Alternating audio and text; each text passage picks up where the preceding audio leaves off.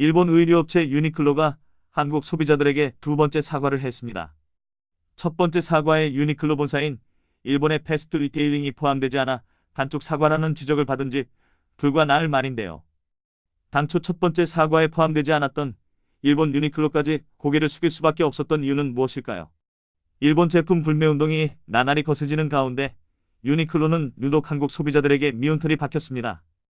지난 11일 오카자키 다케시 패스트 리테일링 재무책임자 CFO는 일본 도쿄에서 열린 결산 설명회에서 한국에서의 불매운동이 오래가지 않을 것이며 실적 전체에 미치는 영향은 크지 않을 것이라고 발언해 불매운동을 평가절하하고 한국 소비자를 무시했다는 논란을 빚었습니다. 일본 제품 불매운동이 전국적으로 확산되고 있는 상황에서 이 발언은 한국 유니클로의 최악수가 됐습니다.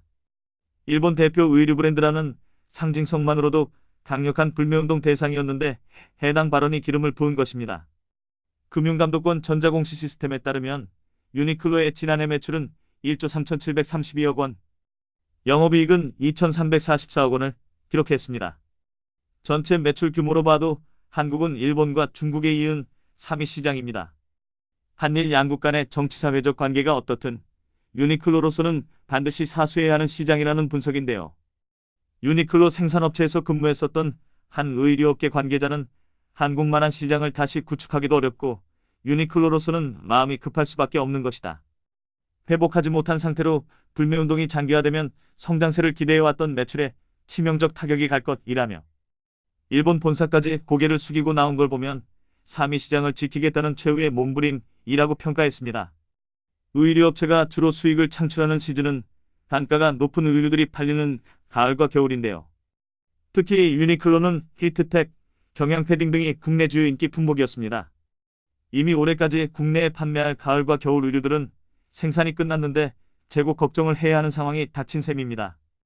일본 불매운동이 장기화되면 내년 봄까지도 재고 문제를 장담하기 어려울 것으로 보입니다. 이 관계자는 아마 매출이 급감하면 단가가 높은 가을 겨울 의류 생산량에 걸맞는 대금을 전 세계 생산업체들에게 지급하기 어려운 상황이 올 수도 있다. 올해에도 최소한 지난해 매출 정도는 기대하고 의류를 생산했을 것이라며 일단 중국 생산이 절반 이상이라 춘절에 맞춰 내년 봄 시즌 의류들은 한국까지 포함 발주가 나갔을 거라 조절이 어렵고 내년 여름부터 스타일 개수를 줄이려는 대책 마련 중일 가능성이 높다라고 설명했습니다.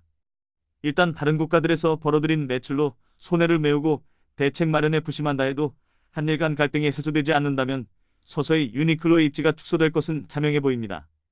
이 관계자는 전 세계 원가로라도 판매에 재고를 뿌리는 방법도 있지만 어쨌든 MD들은 국내 재고는 국내에서 처리하려고 한다며 올해는 다른 유명 브랜드들처럼 재고 전담 업체들에 팔 수도 있으나 이런 분위기가 일시적이지 않고 오래간다면 국내에서 결국 살아남기는 힘들 것이라고 예측했습니다.